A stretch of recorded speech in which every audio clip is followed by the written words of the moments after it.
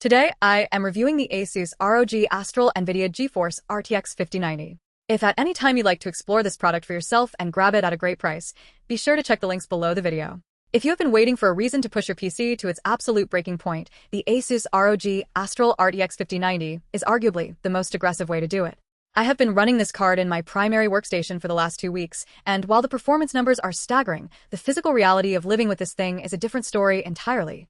Before I get into the weeds of the thermal performance and the actual gaming experience, if you want to see the current pricing or check out the technical specs in more detail, there are links below the video that will take you straight to the product page. Let's start with the elephant in the room, which is the size. This card is a 3.8 slot monster. When I first pulled it out of the box, I honestly laughed. It is physically imposing, and if you are rocking a mid-tower case, you might genuinely struggle to get the side panel back on. ASUS has opted for a quad fan design here, which is unusual, but after putting it through some heavy stress testing, I can see why. The airflow management is legitimately impressive. Even when I was pushing 4K resolution with everything cranked to the maximum settings, the card managed to keep its cool far better than I expected.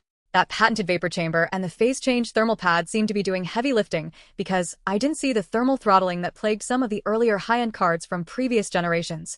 The performance jump from the 40 series to this 5090, specifically with the Blackwell architecture and DLSS 4, is noticeable. It is not just about raw frame rates, which are obviously through the roof, but it is about the stability of those frames. In titles that heavily utilize ray tracing and path tracing, the card feels like it is barely breaking a sweat. If you are a competitive gamer who plays at 1440p, this card is massive overkill. You are effectively buying a Ferrari to drive to the grocery store. However, if you're a 4K enthusiast or someone who does heavy 3D rendering and video production on the side, the 32GB of GDDR7 memory is a game changer. It provides a level of headroom that makes multitasking feel instantaneous.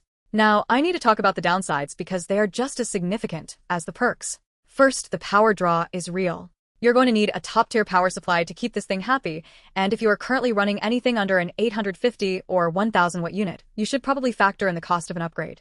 Second, the card is heavy. I noticed a bit of sag even with the included support bracket, so make sure you take the time to install it properly. If you are not careful, you are going to put unnecessary stress on your motherboard slot over time. Also, let's be honest about the price and the value proposition. This is a premium product in every sense of the word. You are paying the ROG tax, and for most people, the 5090 is simply too much hardware. If you're just playing casual games or titles that aren't graphically demanding, you're going to be disappointed by the lack of return on your investment. You are paying for cutting-edge technology that is meant to push boundaries, not just run games at decent settings. If you want to see if this card fits your specific build, or if you want to look at some of the alternatives, feel free to use the links below to check the current market prices. I also found the 4-fan design to be a bit of a double-edged sword. While the cooling performance is top tier, the noise profile is different from what I am used to. It isn't necessarily loud, but it has a distinct hum when the fans spin up under load. If you're someone who is sensitive to PC noise or you have an open-air case, you will definitely hear this card working. It is not a silent experience by any stretch of the imagination. So, who is this actually for? If you are a professional creator who needs the VRAM for complex renders, or if you are a hardcore enthusiast who refuses to compromise on resolution or settings, this is likely the best card you can buy right now. It is reliable, it stays cool, and it handles everything I threw at it without a single crash. But if you're a budget-conscious gamer, stay away. This is a niche product for a reason. You can get 90% of the gaming experience for a fraction of the cost with a lower-tier card. Don't fall for the hype if you don't actually need the overhead. Ultimately, the ASUS ROG Astral RTX 5090 is an engineering marvel that manages to tame the heat of the Blackwell architecture through sheer size and clever thermal design. It is built like a tank, it performs like a beast, and it demands a lot of space and power in return. If you have the budget and the case room to accommodate it, you won't be disappointed by the performance. Just make sure you are buying it for the right reasons.